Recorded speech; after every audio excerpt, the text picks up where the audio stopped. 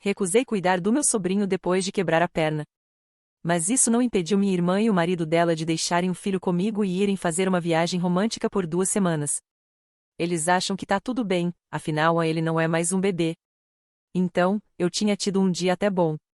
Fui ao salão no centro da cidade para arrumar o cabelo. Nada muito chique, só uma parada e umas camadas em volta do rosto. Eu vim adiando as semanas por causa do trabalho, mas finalmente encaixei um horário. Saindo de lá, me senti outra pessoa, apesar das nuvens cinzentas pesadas que prometiam mais neve. Meu nome é Mônica, a propósito. Tenho 30 anos e trabalho como gerente de projetos numa firma de marketing. Não é o emprego mais glamouroso do mundo, mas paga as contas e eu me saio bem nele. Moro sozinha num apartamento de um quarto no lado leste da cidade. Minha situação familiar é complicada. Tenho uma irmã mais velha, Diane. Ela tem 35, é casada com o Greg, e eles têm um filho, Tyler. Ele tem 6 anos e é cheio de energia. A Diane sempre foi a filha de ouro da família. Meus pais, Robert e Ellen, nunca esconderam que ela era a favorita. Na infância, ela ganhava o quarto maior, os melhores presentes de Natal, toda a atenção. Eu me acostumei, mas às vezes ainda incomoda. Enfim, voltando àquele dia de inverno. Eu estava andando de volta para casa depois do salão, admirando meu reflexo nas vitrines. As calçadas estavam escorregadias por causa da neve derretida, mas eu não estava prestando atenção. Grande erro. Num segundo eu estava andando, no outro, voando pelos ares. Meus pés deslizaram e eu caí com tudo no meu lado direito. A dor foi imediata e intensa. Meu Deus, você tá bem? Uma mulher correu até mim, a testa franzida de preocupação. Tentei me levantar, mas assim que apoiei peso na perna direita, senti uma dor intensa, como uma pontada ardente. Acho que machuquei minha perna, foi o que consegui dizer, com a voz falha. Não se mexe, disse um homem que também tinha parado para ajudar. Acho que pode estar quebrada. A mulher se apresentou como Liz e o homem como Dave. Eles se ofereceram para me levar ao hospital, o que foi uma salvação, porque eu não teria a menor condição de andar ou pegar ônibus. No hospital, tiraram raio-x na hora. O médico confirmou o que eu já suspeitava, fratura limpa na tíbia, logo abaixo do joelho. Você vai precisar engessar, ele me disse, apontando pro raio-x, e vai ficar sem apoiar o pé por umas 6 a 8 semanas. Eles colocaram primeiro uma tala, depois o gesso, foi um processo desconfortável, mas me deram analgésicos que amenizaram um pouco. Quando terminaram, olhei pro meu novo acessório branco e pensei, isso vai complicar minha vida. O hospital chamou um táxi para me levar para casa. Subir até meu apartamento no 3º andar foi um desafio usando as muletas, mas consegui, suando e exausta. A primeira coisa que fiz ao entrar foi ligar pro trabalho. Mônica, o que aconteceu? Perguntou minha chefe, Sarah, quando expliquei. Escorreguei no gelo e quebrei a perna, respondi, tentando parecer mais animada do que eu me sentia. O médico disse que vou ficar fora de combate por um tempo. Não se preocupe com o projeto Jenkins, Sarah me tranquilizou. A gente cuida disso. Só foca em melhorar. Aquilo foi um alívio. Pelo menos o trabalho não seria um problema. Depois de desligar, olhei para o meu apartamento e percebi como as próximas semanas seriam difíceis. Tudo parecia subitamente longe e inacessível. Até pegar um copo d'água era um desafio. Equilibrando-me numa perna só, tentando não cair, tentei fazer algo para jantar, mas ficar em pé no fogão era exaustivo. Acabei comendo os biscoitos com queijo antes de desabar no sofá. Foi então que lembrei que deveria avisar meus pais sobre o que aconteceu. Liguei, mas ninguém atendeu. O de sempre. Mandei uma mensagem, oi, só para avisar que escorreguei no gelo hoje e quebrei a perna. Vou ficar de gesso por 6 a 8 semanas. Eu não esperava muita resposta. Meus pais nunca foram do tipo carinhoso, pelo menos não comigo. Mas achei que devia informá-los. Cerca de 20 minutos depois, meu celular vibrou com a resposta da minha mãe. Mônica, você é sempre tão desatenta e desajeitada. Isso acontece quando não presta atenção por onde anda. Não podemos visitar agora porque estamos ocupados com a reforma da casa da Diane. Tente ser mais cuidadosa da próxima vez. Senhor, você está bem? Senhor, precisa de alguma coisa? Só culpa e desculpas esfarrapadas. Joguei o celular pro lado, segurando as lágrimas. Não sei por que esperava algo diferente. Eles sempre foram assim, frios, indiferentes, rápidos em criticar. Mas ainda doía. Com esforço, fui até o banheiro, escovei os dentes e me ajeitei para dormir. Deitada, olhando pro teto, tentei afastar os pensamentos ruins sobre a família. O dia seguinte seria outro dia, e eu daria um jeito. Eu sempre dou. Acordei na manhã seguinte com o telefone tocando sem parar. Minha perna latejava, mesmo com o analgésico, e eu tateei o celular no criado mudo. Era Diane. Maravilha. Exatamente o que eu precisava. Ela nem se deu ao trabalho de dizer um oi. Mônica, a nossa casa tá em reforma, então vou levar o Tyler pra ficar com você hoje. Pisquei, ainda meio dormindo. Diane, eu quebrei a perna ontem. Tô de gesso. Virei com dificuldade na cama, tentando me sentar. Mamãe comentou algo sobre isso. O tom dela, totalmente desdenhoso, me fez ferver por dentro. Mas não é grande coisa. Você não precisa de duas pernas boas para tomar conta de uma criança. Eu não conseguia acreditar no que estava ouvindo. Tá falando sério? Eu mal consigo me locomover no meu apartamento. Deixa de drama. Ninguém tá pedindo para você jogar bola com ele nem nada. Só fica com ele, faz ele se divertir. E cozinha as refeições. Você sabe que ele só come comida caseira. Cozinhar. Quase gritei. Diane, eu não consigo nem ficar em pé no fogão. É doloroso só ir ao banheiro. A anestesia passou e minha perna tá doendo muito. Deus, como você é egoísta. Ela soltou e desligou. Fiquei olhando pro celular, sem acreditar. Isso era baixo até pra Diane. Ela sabia que eu normalmente cuidava do Tyler pra ela. Da última vez que ele esteve aqui, desenhou na parede da minha sala com caneta permanente, esvaziou um vidro de detergente no chão da cozinha para ficar escorregadio como gelo e tentou dar descarga nas minhas joias para ver se sumiam. E isso quando eu tava com as duas pernas funcionando para correr atrás dele. 15 minutos depois, meu celular tocou de novo. Era minha mãe. Mônica, começou com a voz de reprovação que usava na minha infância. Como você pode se recusar a ajudar sua irmã? Ela precisa de alguém para cuidar do Tyler. Eu a interrompi. Mãe, cê tá se ouvindo? Tô em casa com a perna quebrada. Eu fisicamente não posso correr atrás de um menino de 6 anos. Agora você só dá desculpas. Você é perfeitamente capaz de cuidar de um garotinho, mesmo com a perna quebrada. Eu estava cansada e com dor. Mãe, vou ficar de molho por pelo menos um mês. Por favor, não me ligue mais com esses pedidos. Desliguei antes que ela respondesse e pus o celular no silencioso. Eu precisava de paz. Com muletas, me arrastei até a cozinha. Levei uns 20 minutos para fazer um chocolate quente. Enquanto bebia, não consegui evitar me sentir triste.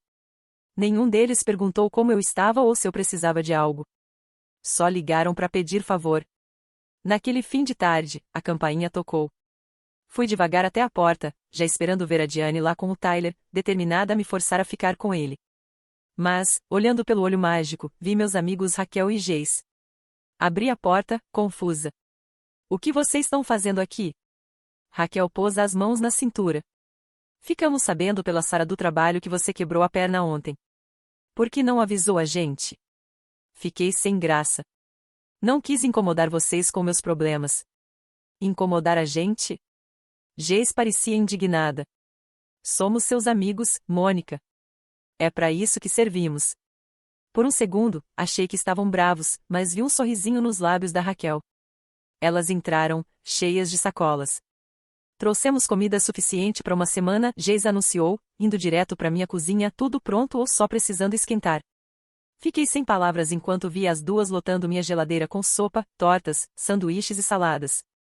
Vocês não precisavam fazer isso, eu disse, com a voz embargada. Cala a boca e senta aí, ordenou Raquel, mas num tom suave. Também vamos limpar seu apartamento. Então, sentei no sofá com a perna para cima enquanto elas passavam o aspirador, tiravam pó e limpavam meu banheiro. Depois, pedimos pizza e assistimos a um filme juntas. Foi a melhor noite que tive em muito tempo. Quando foram embora, perto da meia-noite, Raquel me abraçou com cuidado. Liga pra gente se precisar de qualquer coisa. Sério, qualquer coisa mesmo. Não vai bancar a durona, hein? Geis completou. Depois que saíram, fiquei ali, no meu AP limpinho, cercada pelo carinho delas, e percebi algo: minhas amigas eram mais família pra mim do que a minha própria família jamais foi. A semana seguinte passou devagar. Minha perna estava se recuperando, mas eu ainda não conseguia andar direito, nem mesmo dentro de casa. Eu estava ficando melhor com as muletas, mas vivia derrubando as coisas e me irritando. O trabalho foi compreensivo, me deixando fazer o que desse de casa. Minhas amigas sempre me procuravam, às vezes traziam mais comida ou vinham só para me fazer companhia. Minha irmã e meus pais não ligaram mais, o que foi um alívio. Pensei que talvez eles tivessem entendido o recado. Me enganei. Exatamente uma semana depois do primeiro telefonema da minha irmã, o celular tocou com o número dela. Contra meu bom senso, atendi. Oi, Mônica.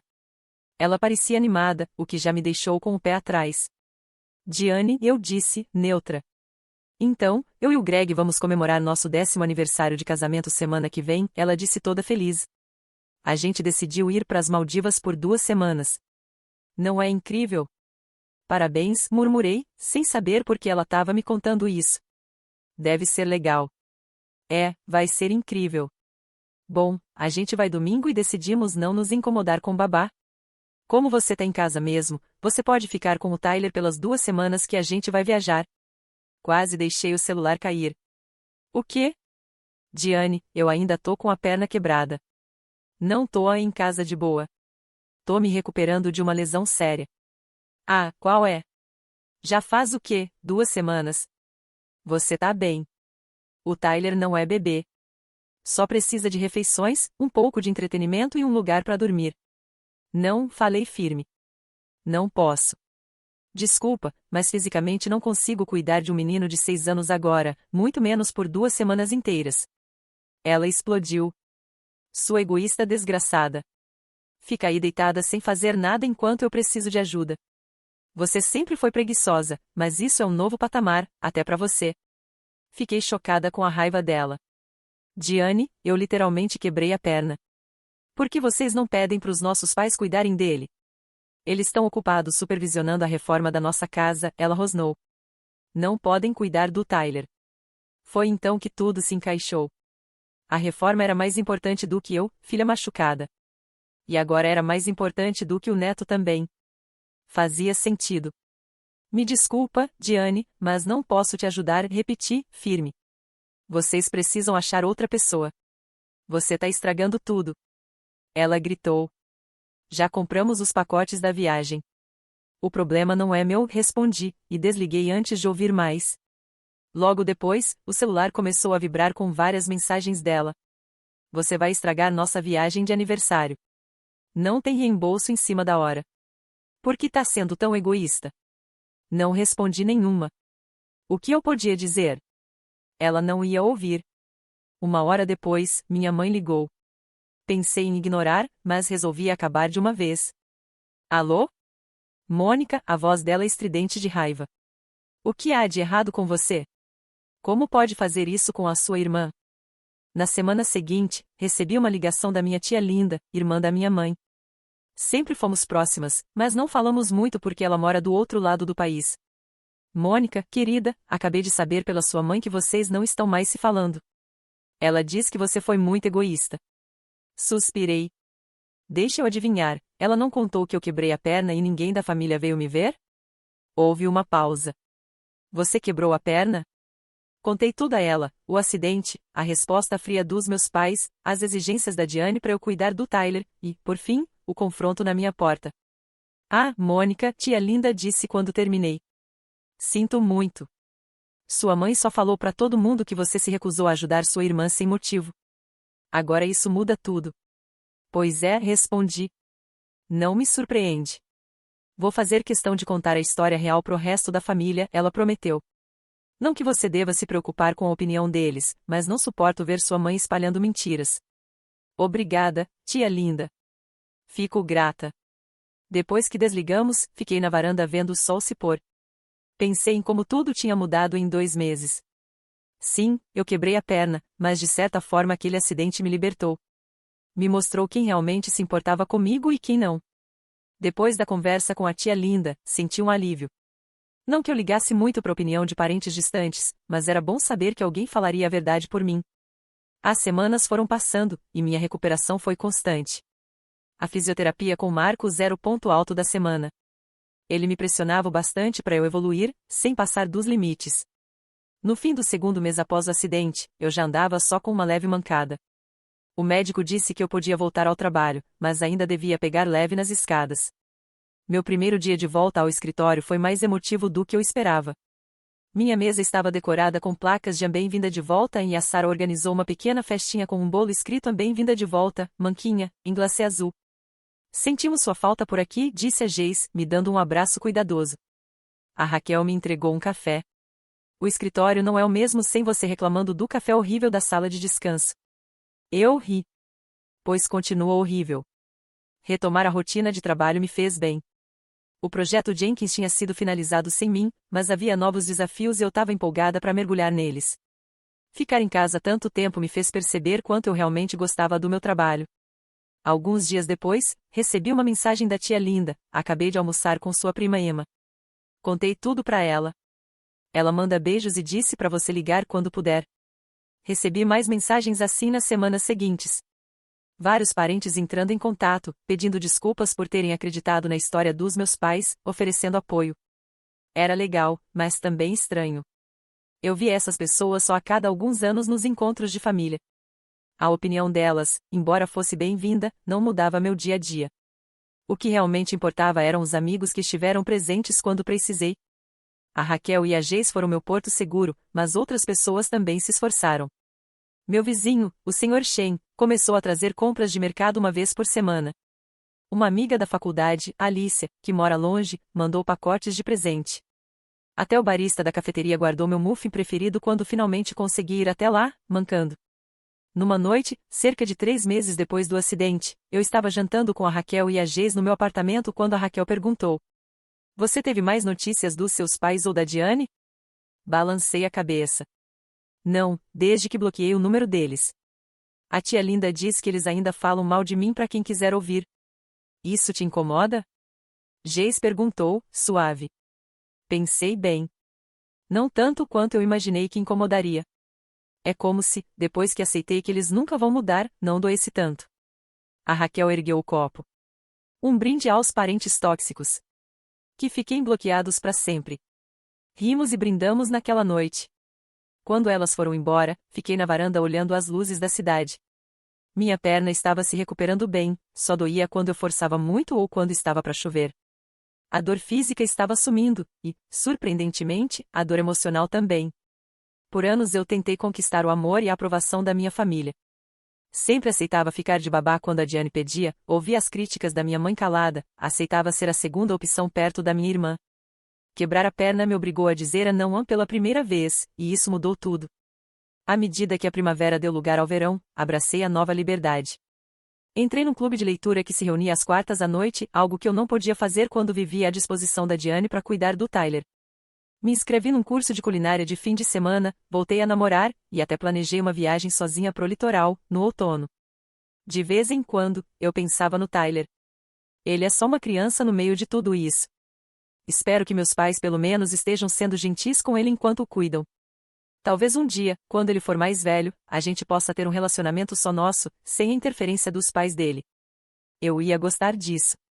Numa manhã de sábado de julho, quase 6 meses depois do meu acidente, eu estava na feira da cidade quando achei ter visto a Diane na multidão. Meu coração disparou por um segundo, mas depois a mulher se virou e não era ela. Fiquei surpresa de perceber um certo desapontamento. Uma parte de mim queria que fosse ela, que talvez tivesse mudado, que quisesse me pedir desculpas. Mas era pouco provável. Pessoas como minha irmã e meus pais dificilmente admitem que estão erradas. Provavelmente vão morrer acreditando que eu sou a egoísta que os prejudicou. E tudo bem.